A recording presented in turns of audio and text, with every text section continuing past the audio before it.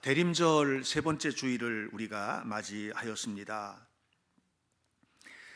지난주에 여러분들과 함께 마리아가 예수 그리스도를 잉태하는 사건, 이 혼란스러움, 이 어여쁜 처녀에게 임한 청천날벼락 같은 소식을 들은 마리아가 그 혼란을 어떻게 극복할 수 있었는지에 대한 이야기를 함께 나누었습니다.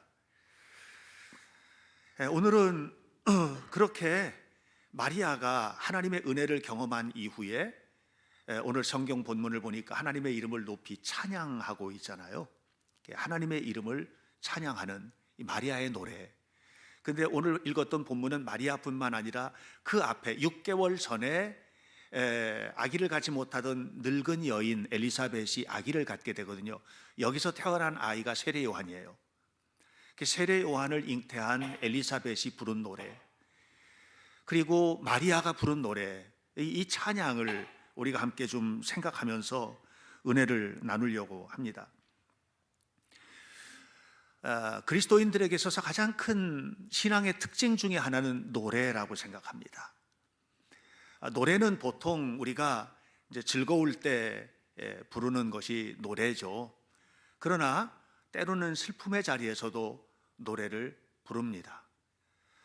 그런데 우리가 이렇게 부르는 노래가 어떤 상황에서 불려지는 노래든 간에 기독교 신앙의 처음과 마지막은 노래입니다.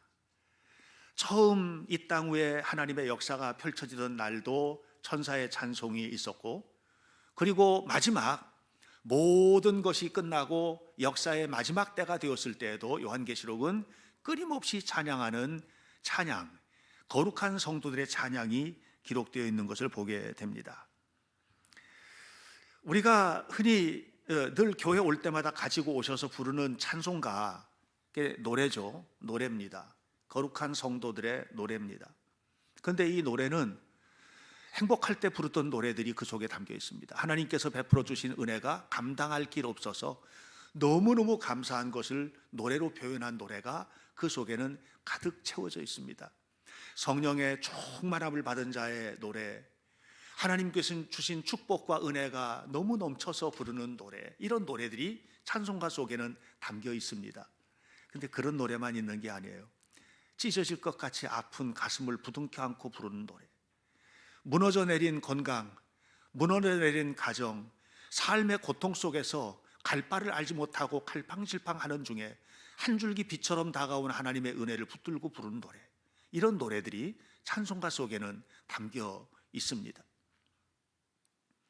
시편은 1편부터 150편까지 이 시편 150편은 그것은 하나님의 말씀이라고 우리가 말하고 있지만 사실은 하나님을 만난 성도들의 노래입니다.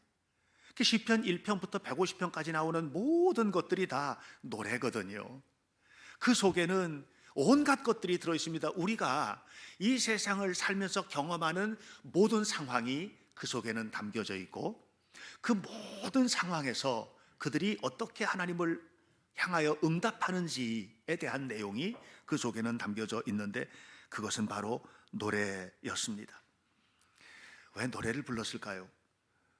벅찬 감격, 하나님께서 베풀어 주시는 성령의 충만함, 그리고 하나님의 베풀어 주시는 축복에 대한 벅찬 감격 때문에 노래를 부르는 겁니다.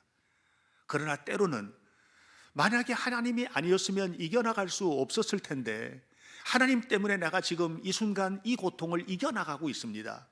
그래서 제 마음속에 이 하나님을 향해서 노래할 수밖에 없습니다 라고 하는 이런 노래들이 그 속에 담겨져 있는 것이죠. 마리아는 아름다운 처녀였죠. 그런데 그 처녀 마리아에게 가브리엘 천사가 잉태의 소식을 전했습니다. 남자를 알지 못하고 성적으로 관계한 일이 없었던 마리아가 아기를 가졌다고 하는 것은 청천하늘의 날벼락 같은 소식입니다. 그런데 그 이야기를 들은 후에 그러니까는 하나님께서 보내신 천사와 대화를 나누게 되는, 계속해서, 그리고 설득이 돼요. 왜 그렇게 되었는지를 알게 돼요. 그러고 난 후에 마리아의 고백입니다. 46절 47절 마리아가 이르되 내 영혼이 주님을 찬양합니다. 내 마음이 내 구주를 기뻐합니다. 내게 이루어진 이 모든 상황을 노래한다는 거예요. 그러면서 그 뒷부분에 내 마음이 하나님 내 구주를 기뻐합니다 그랬잖아요. 지금 이 혼란스러운 것이 내 안에 있는데 이 혼란스러운 상황이 하나님께서 주신 은혜인 줄로 믿고 감사하고 기뻐합니다. 이렇게 이야기를 하고 있습니다. 사랑하는 여러분, 저는 오늘 여러분의 삶의 형편이 어떠한지를 다 알지는 못합니다. 어렴풋이는 압니다. 여러분들이 지금 어떤 모습에 있고 어떤 분들이 힘들고 누구는 또 많이 아프고 이런 것들도 압니다. 제가 다 알지를 못하지만은 경우에 따라서는 목사님 코로나에 걸렸는데 너무 힘들어요 이런 소식을 듣기도 하고, 또 때로는 경제적으로 지금 갈 길이 너무 혼란스러워서 우리 가정의 경제가 이렇게 무너져 있습니다 하는 얘기를 듣기도 하고, 또 인간관계, 부부생활, 자녀들의 문제들 이런 부분들을 어렴풋이 알기는 하지만 속속들이 다 알지는 못하죠. 그러나 한 가지 분명한 것은 여기 앉아 계신 여러분들의 숫자만큼 사정은 다양할 것이라고 생각합니다. 그런데 제가 이 시간에 여러분에게 질문하고 싶은 게 있어요. 그런 모든 환경 속에서 부를 노래가 있는가? 과연 그런 모든 상황 속에서 하나님을 바라보고 있는가? 그리고 그렇게 하나님을 바라보며 어떤 노래를 부르고 있는지를 질문하고 싶은 것입니다. 두 가지입니다. 하나는 우리가 지금 처해 있는 상황이 엘리사벳과 같다면 노래해야 합니다. 엘리사벳은 어떤 환경에 있습니까? 은혜를 엄청나게 경험한 겁니다. 하나님의 축복이 말도 못하게 쏟아졌습니다. 엘리사벳에게. 그 축복이 뭡니까? 아기를 갖지 못하고 살던 여인이 아기를 갖게 된 겁니다. 이것은 상상할 수 없는, 생각할 수 없는 축복을 누린 엘리사벳의 모습인데, 그 속에서 엘리사벳은 노래를 하고 있습니다. 이 두 사람, 사가랴와 엘리사벳 부부는 사실은 제사장이었죠. 제사장이라는 것은 뭐냐면 하나님을 예배하는 사람이고 예배를 주관하는 사람입니다. 이 제사장 부부에게 가장 고통스러운 아킬레스건이 뭐였을까? 그거는 저는 아기가 없는 것이었을 것이라고 생각을 합니다. 요즘은 결혼을 해도 애들을 잘 안 낳잖아요. 요즘은 딩크족이 이제 점점 많아진다고 하는데, 딩크가 뭐냐면 남자 아내 이 두 사람이 열심히 벌어서 둘이만 사는 거를 딩크족이라고 해요. 자식 안 낳고, 부담스러운 자식 안 낳겠다는 거예요. 애들 교육도 힘들고 앞으로 살아가는 세상도 힘들고, 그러니 애 낳아서 뭐 하겠냐, 이런 사람들이 젊은이들 사이에 퍼져가고 있어요. 그러니까 하나님의 창조의 원리를 거부하는 그런 현상들이 늘어나가고 있는 것입니다. 그런데 옛날에는 그렇지 않습니다. 여러분, 멀리 갈 것도 없이요, 지금부터 얼마 안 떨어지는 조선시대만 가더라도 아기 못 낳는 여인은 칠거지약 가운데 하나로 집에서 쫓겨나야만 했습니다. 그런 세상이었습니다. 그러니까 지금 이 엘리사벳과 사가랴가 살던 시대는 훨씬 더하죠. 아이를 갖지 못한다는 것은 철저하게 저주받은 거. 그런데 이 사람이 하나님 앞에 제사장으로서 역할을 감당할 수 있다는 것은, 이거는 설 때마다 이거는 자존심, 설 때마다 고통, 설 때마다 아픔, 설 때마다 눌림, 설 때마다 절망, 이런 것들이 그냥 계속 무너져 내리는 그런 상황이었을 것이라고 생각을 합니다. 그런데 이제는 뭐 모든 희망이 사라졌습니다. 자, 보세요. 18절. 내가 늙었고 내 아내도 나이가 많습니다. 이렇게 얘기합니다. 다시 말하면 머리로 생각해서는 할 수 있는 일이 아무것도 없는 상황에 도달했다라고 하는 말이에요.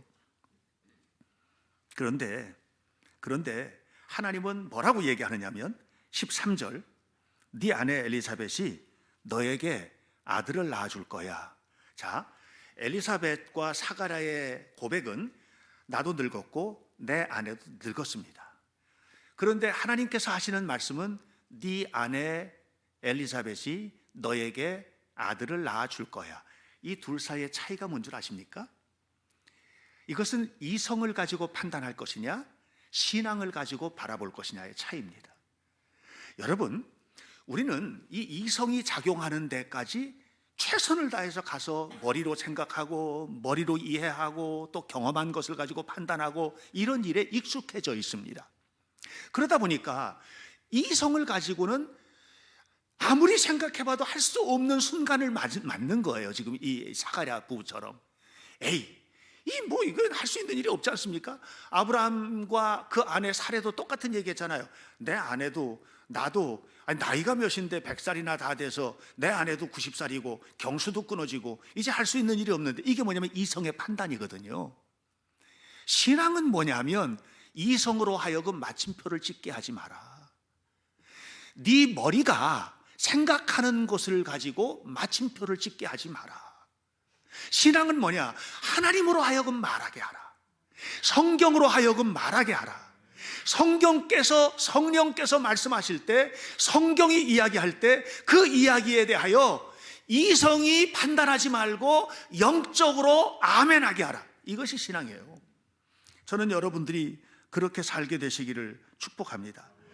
열왕기하 7장을 보면 그 당시 이스라엘이 우리나라처럼 남한하고 북한 갈라진 것처럼 남북 이스라엘이 갈라져 있었거든요.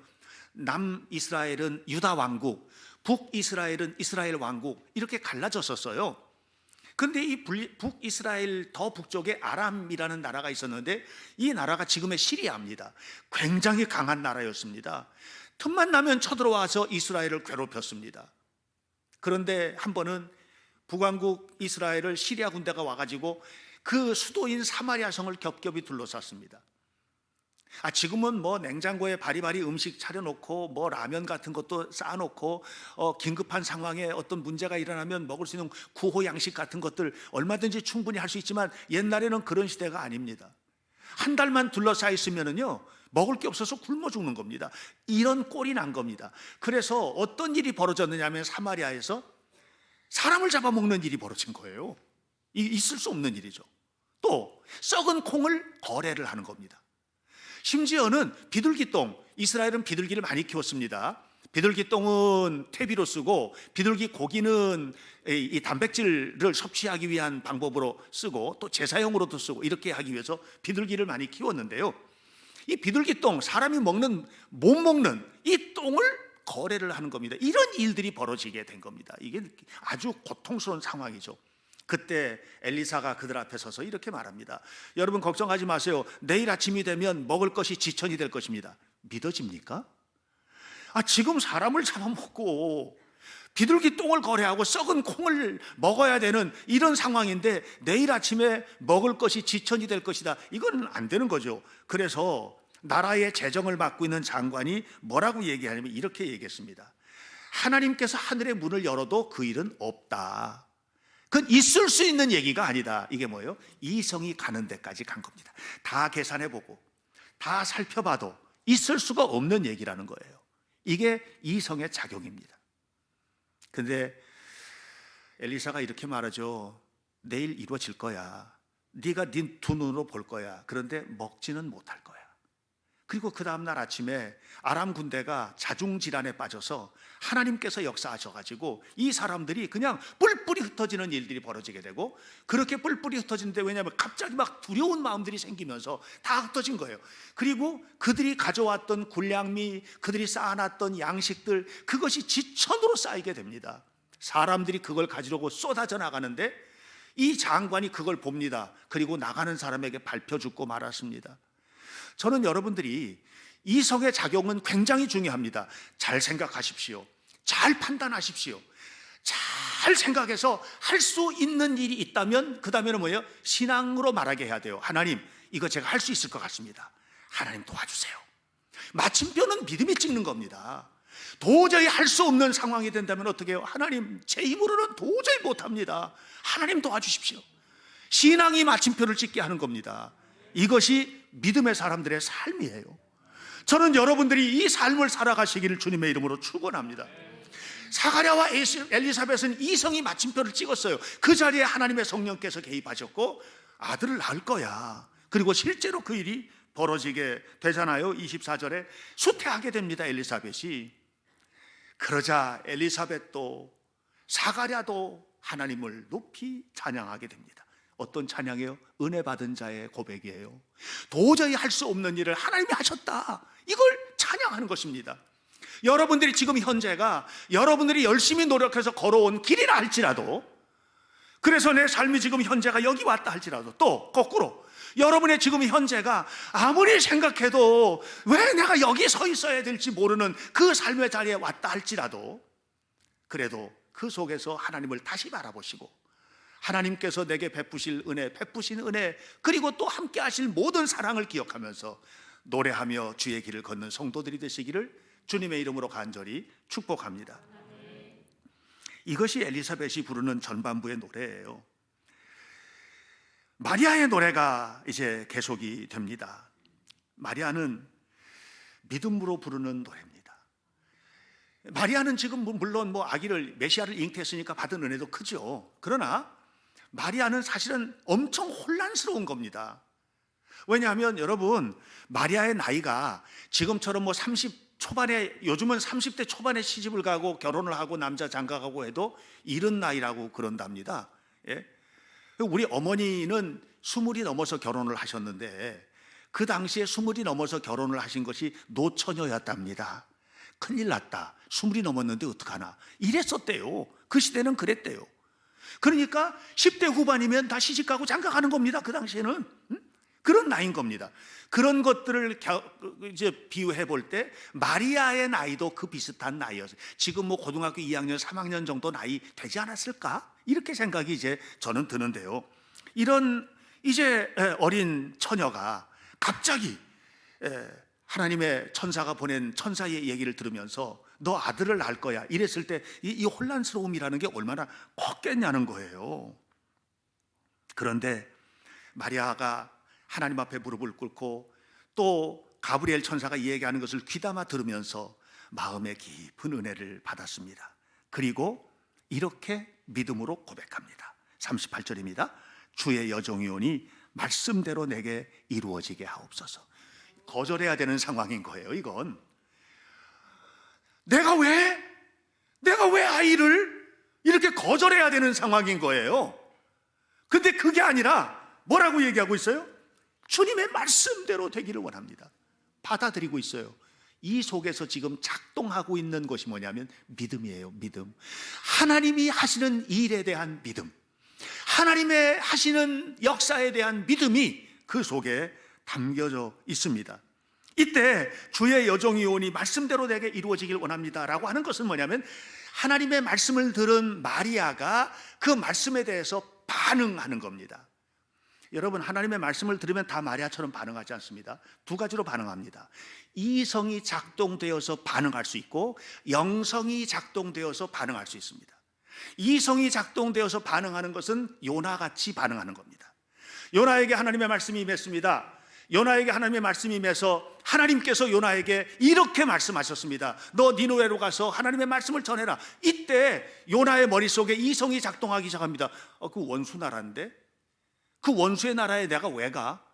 그들은 망해야 되는 나라야. 내가 왜 거기 가서 하나님의 말씀을 전해서 그들에게 하나님의 축복이 임하게, 나 못해. 그리고서 다시스로 가는 배를 타고 도망을 갑니다. 철저하게, 그러니까 하나님의 말씀에 대해서 거절하는 반응을 한 겁니다. 이사야서 6장을 보면 이사야의 이야기가 나옵니다. 어느 날 성전에서 기도하다가 성령의 충만한 은혜를 받았습니다. 성령의 충만한 은혜를 받은 다음에 그때 갑자기 소리를 듣습니다. 누가 나를 위하여 가고, 누가 나를 위하여 일하고, 누가 나를 위하여 이 거룩한 사역을 할까? 이렇게. 그때 이사야가 이렇게 대답하죠. 주여, 내가 여기 있나이다, 나를 보내소서. 여러분, 이 반응인데요, 저는 우리 현대교회 성도들은 성경을 읽다가 성경에 대한 반응이 아름답기 바랍니다. 말씀을 듣다가 말씀에 대한 반응이 아름답기를 바랍니다. 여러분들, 이 반응이 삶의 결과를 가져오거든요. 반응이 결과를 가져오는 거예요. 어떻게 반응하느냐, 다시 말하면 어떻게 결단하느냐에 따라서 결과가 오는 겁니다. 전에 제가 로버트 프로스트의 두 갈래 길에 관한, 가지 않은 길에 관한 설교를 한 적이 있었잖아요. 두 갈래 길이 있어요. 내가 이 길을 선택했단 말이에요. 이 길을 선택해서 그 길의 끝까지 간 다음에 이쪽 길로 갔었다라면 어떻게 됐을까라고 생각을 하는 거예요. 이게 이제 프로스트의 시인데, 이쪽 길로 갔더라면 다른 인생이 됐겠죠. 무슨 얘기예요? 선택은 결과를 가져오게 되고 그 결과는 누구예요? 여러분이 책임지는 거예요. 그런데 나는 이것을 하나님께서 책임지시도록 하라. 하나님께서, 지금 마리아는 뭐라고 해요? 주님의 말씀이니까 주님의 말씀대로 되기를 원합니다. 이렇게 고백을 하는 거예요. 이렇게 고백을 하고 나니까 이제는 뭐예요? 하나님이 이 여인을 책임지셔야 되는 거예요. 하나님이 이 여인을 책임지실 뿐만 아니라 모든 것을 이끌어 주셔야 되는 거예요. 처녀가 배를 불렀는데 그 남편도 이것을 받아들이도록 하나님께서 해주셔야 되고, 주변의 사람들도 이것을 돌멩이 던지는 사건이 아니도록 책임져 주셔야 되고, 이 아이가 낳아서 자라고 행하는 모든 과정을 하나님께서 책임져 주시도록 그렇게 지금 하는 거예요. 그리고 그대로 되었어요. 사랑하는 성도 여러분, 이런 믿음의 사람이 노래를 부르는 겁니다. 어마어마한 노래를 부르고 있잖아요. 오늘 성경 본문에서 이렇게 노래를 하고 있습니다. 46절, 내 영혼이 주님을 찬양합니다. 내 마음이 하나님 내 구주를 기뻐합니다. 이게 찬양할 일이 아니고 기뻐할 일이 아니에요, 현실적으로는. 그런데 그렇게 노래하고 찬양하고 있어요. 왜? 하나님을 믿음으로 바라보고 있기 때문인 것입니다. 여러분의 삶이 그와 같이 되기를 주의 이름으로 축원합니다. 결국은 우리가 찬양하는 것은 두 가지예요. 기도에 대한 응답인가, 아니면 다시 말하면 삶에 대한 축복을 누리고 있는가, 아니면 하나님의 뜻을 발견하고 그 뜻 안에 머물러 있는가. 이 두 가지가 결국은 우리를 찬양하게 하는 요소인 것입니다. 제가 성경을 읽다가 이 대목을, 누가복음 1장을 읽다가 너무 재밌는 거예요. 또 굉장히 제 개인적으로는 은혜가 되는 거예요. 뭐냐면 이 두 사람이 받은 은혜가 전혀 다르다는 거예요. 한 여인 엘리사벳은 열심히 기도했고, 제사장으로서, 또 제사장의 부인으로서, 하나님, 저 창피해 죽겠습니다. 제가 제사장인데 어떻게 자식이 하나 없습니까? 주세요, 주세요. 그렇게 했을 거죠. 그러다가 결국은 이제는 그 기도할 힘도 잃어버렸을 거예요. 이렇게 모든 것을 내려놓은 상황인 거예요. 지금 이렇게 된 상황에서 하나님이 기적처럼 아기를 주셨어요. 엘리사벳이 무슨 얘기하고 다녔을 것 같아요? 기도의 응답으로 아기를 가졌다. 이 아이는 기도의 응답으로 낳은 자식이야. 하나님께서 주신 선물이야. 이랬을 거 아니에요. 찬송할 수밖에 없는 거예요. 여러분, 여러분의 삶 속에 사소한 것이라도 주어진 은혜에 찬송으로 응답하시기를 축복합니다. 그런가 하면 마리아는 전혀 다르잖아요. 한 번도 아기를 위해서 기도해 본 적이 없는 거거든요. 말씀드렸어요. 지금 고등학교 고학년 정도 되는 나이였을 것이다 라고 추측을 하는 거예요. 근데 그 아이가 기도를 할 때, 하나님, 제가 이제 결혼하면 예쁜 아기를 주세요. 그 시대에 그런 기도했겠어요. 그래, 그 시대적인 상황을 보면 전혀, 우리가 성경의 행간으로 뛰어들어가 보면 전혀 그런 것들이 안 나오는 거예요. 한 번도 그의 궁극적인 소망이 아들 낳고 딸 낳는 것이 아니었을 거예요. 왜냐하면 다 결혼하면 아들 낳고 딸 낳고 사니까. 그게 아니었던 거예요. 그런데 결혼도 안 하고 아기도 가질 어떤 가능성이 과학적으로 하나도 없는 이런 상황에서 덜컥 아기가 생겼다는 거예요. 바로 이런 상황이에요. 이건 행복이에요, 불행이에요? 불행인 거죠. 이성으로 판단해 보세요. 불행인 거예요. 그런데 성경은 우리에게 이렇게 말합니다. 에베소서 3장 20절, 우리가 생각하는 것이나 구하는 것에 더욱 넘치도록 하실 하나님. 놀랍지 않습니까? 우리가 구하거나 생각하는 것에 더욱 넘치도록 하실 하나님. 놀랍지 않습니까? 마리아는 이걸 불행한 조건이라고 생각했어요. 그럼에도 불구하고 하나님 말씀대로 되어지길 원합니다라고 고백했어요. 그런데 알고 보니 그가 한 번도 구해본 적도 생각해본 적도 없는 어마어마한 축복이 그의 태 속에 잉태되고 있는 거예요. 메시아가 오셨어요. 온 인류를 구원할 메시아가 마리아의 태 속에 있는 거예요. 생각해본 적도 없는 이 놀라운 은혜가 마리아의 삶 속에 임하였다고 하는 사실이에요. 그래서 아멘 하는 거예요. 이건 뭡니까? 믿음으로 부르는 아멘인 거죠. 하나님의 뜻을 발견한 자의 아멘인 거죠. 하나님의 뜻을 발견한 자의 신앙 고백인 거죠. 이게 찬송인 겁니다. 여러분, 저는 여러분들이 날마다 찬송할 일이 많아지시기를 바랍니다. 여러분이 하나님의 주시는 사소한 것이라도, 아주 사소한 것이라도 그것을 응답으로 믿고 내 삶의 한 걸음 한 걸음이 하나님의 축복이야 고백하며 찬송하며 걸어가시기를 축복합니다. 때로는 여러분들의 삶 속에 어지럽고 혼란스럽고 힘든 일이 와도 주님은 살아계시니 하나님은 반드시 내 삶을 이끌어 가실 거야. 주님은 살아계시니 하나님이 반드시 역사하실 거야. 이 믿음을 가지고 내 삶의 이 고통과 좌절도 하나님의 손에 의해서 사라질 거야. 해가 뜨면 어둠이 사라지듯 그렇게 사라질 거야 라고 고백하며 하나님 앞에 찬양하는 여러분들이 되시기를 축복합니다. 바로 이와 같은 삶을 살아갈 때 우리 하나님께서 역사하시는 것은 여러분이 구하거나 생각하는 것에 더 넘치도록 하시는 하나님의 영광이 임하게 될 것이고, 이런 사람이 부르는 찬양입니다. 내 영혼이 주를 찬양하며 내 마음이 하나님 내 구주를 기뻐합니다. 이것이 저의 신앙 고백이고 여러분의 신앙 고백이시기를 바랍니다. 대림절은 예수 그리스도가 이 땅에 오시는 것을 기다리는 기념절기입니다. 여러분 지금 무엇을 기다리십니까? 주님이 여러분 가운데 오셨음을 감사한 마음으로 더욱 기다리고 또 이미 오셨음을 감사하면서 하나님 앞에 살아가시기를 바라고, 그로 인하여서 날마다 주님을 찬양하는 일이 벅차오르도록 찬양하는 일이 가득하기를 예수님 이름으로 간절히 축원합니다.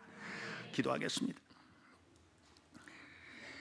살아계신 하나님, 우리의 생명과 삶을 주관하시는 거룩하신 하나님의 은혜를 감사합니다. 우리에게 베풀어 주시는 하나님의 놀랍고 큰 사랑을 감사합니다. 아버지 하나님이시여, 마리아처럼 엘리사벳처럼 찬양하는 일이 많아지게 하옵소서. 엘리사벳처럼 하나님께 구한 것들이 응답받는 현장에서, 하나님께서 베풀어 주시는 축복이 넘치는 자리에서 고백하며 찬양하게 하옵소서. 마리아처럼 이제 이루실 하나님의 구원의 역사를 발견하고 그 뜻 안에서 주님을 찬양하며 하나님께 영광을 돌리는 은혜스러운 성도들의 삶이 되게 하옵소서. 그리하여 우리의 걸음은 벅찬 감격으로 부르는 찬양의 고백들, 아름다운 노래가 날마다 주를 향하여, 모두를 향하여, 내 영혼을 향하여 고백되는 찬송의 사람이 되게 하옵소서. 예수님 이름으로 기도하옵나이다.